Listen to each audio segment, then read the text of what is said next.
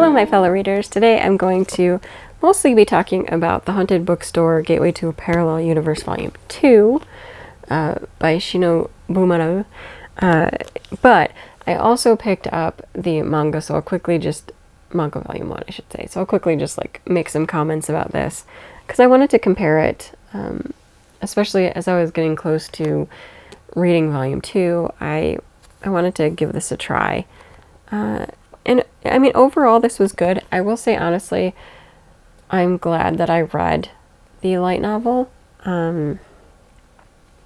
If you or someone you know is better with manga, then I would say go ahead and pick up the manga. There's nothing inherently wrong with it. It does tell the stories fairly faithfully. It's kind of funny because the story that I found most emotional in the first novel was the one with the cicada, or cicada, depending on where you're from, children.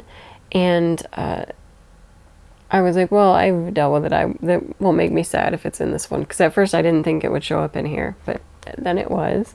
And darn it, that story makes me so sad. Still, I actually think the telling in the light novel was a bit more engaging and emotional than in the manga, but again, I'll say this is good if you do better with manga. If you're better with pictorial storytelling, go ahead and pick this up. You'll get essentially the same story, and it was fairly well done. I myself will just continue with the light novel from here on out. I don't see the point in spending on both. So I am just going to stick with these because I really like them. So that's it for that one. Now let's talk about volume 2, because I was nervous to grab this because I didn't know how the story was going to go, how invested I could be with it continuing. I mean, really, there was a lot of satisfying stories within the first volume that even if it was a single volume would have been fine. But I actually liked book 2, I think, more. Let me read the back and then I'll kind of go into a bit of why I liked this one more. So, healing broken bonds. For as long as Kaori can remember, she has run the Spirit Realm's only bookstore alongside Shinonome, the spirit who is her adoptive father. But Kaori begins to fear that her bond with Shinonome has frayed.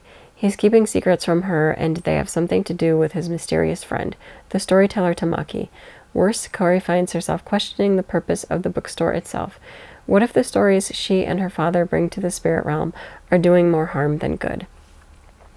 So you can kind of see that this deals with a bit deeper stories than the first one.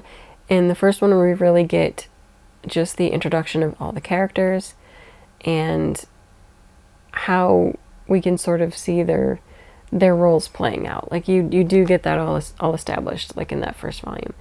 This one delves deeper into the relationships, and yes, specifically with Kaori and Shinonome. And I think what I like about this too is it really addresses some of the issues that especially adopted kids might have with their adopted parents, because she loves Shinonome. I mean, she does view herself as his daughter, and he's taking care of her. But she also worries about how he sees her and whether he does view her as wholly his daughter.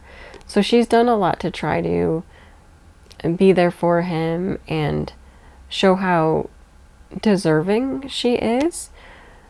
But she wonders, especially when he starts seeming more secretive, whether he views her as his daughter or whether he just kind of took her in on a whim and is still staying with her.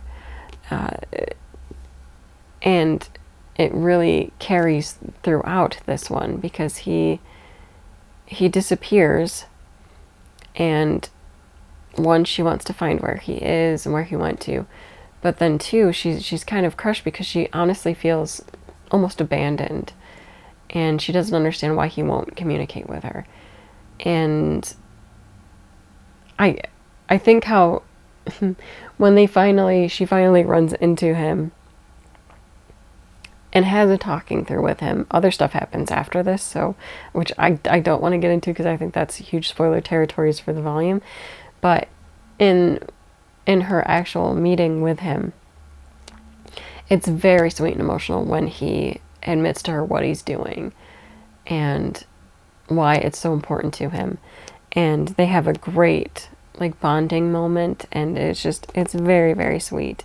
So Suimei is also in this volume, of course, and Suimei was the young man that she rescued. Well, technically Shinonome rescued him, but he's the boy they took in volume 1 who was looking for his spiritual partner, the dog creature, essentially. He was looking for his dog, who just happens to be a spirit dog. And so they both appear in this volume too and go on adventures with Kaori. But I liked that this also seemed to be more of an overarching cohesive storyline for this volume, whereas the other one, it was happening in order, but they were a bit more independent storylines. So this was more like a grand story for the whole volume. And I just found the writing and everything to have matured a bit, and I really enjoyed this volume. I don't know, maybe others would disagree with me, but I found the storyline itself and the emotional heart of it to be better than volume 1, even though I liked many of volume 1's story parts and elements. I really enjoyed this one.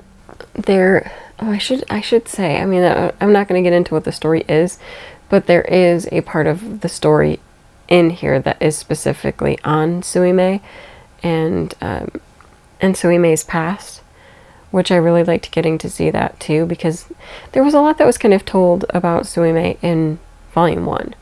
So I didn't know how much more we would get to see, but there is a giant piece of the story that is in volume 2 that's highly emotional and does still impact and tie into what's happening with this overarching story in volume 2. And it was just really good.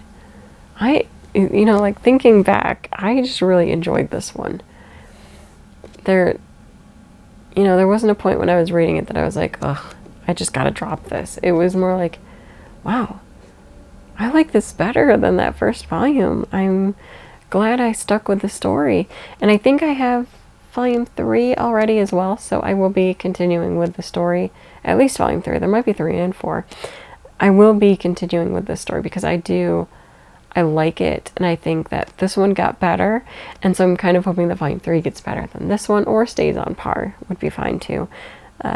And yeah, I kind of am interested to see how long it goes and how deep it goes because I don't want it to be an overly long series, but I'm okay with some more volumes. Because thus far, I think the story is successful and engaging, and I like it. I like assessing and analyzing like this, how it's laid out here, the very human element with the surreal spiritual realm element. I think it's interesting seeing how the writer's choosing to write it out, because like a lot of the spiritual elements in this are very human, and I like that. I think it's interesting. If you like the Japanese folklore and spiritual realm stories, I think that you would very much enjoy The Haunted Bookstore. I would say go ahead and start with volume 1 if you haven't, but yes, continue on to volume 2 because it's very good. I am most pleased, and I will be continuing on with this series. Yeah. I like the characters. It's just a good story. That's it for this video. Until next time. Bye.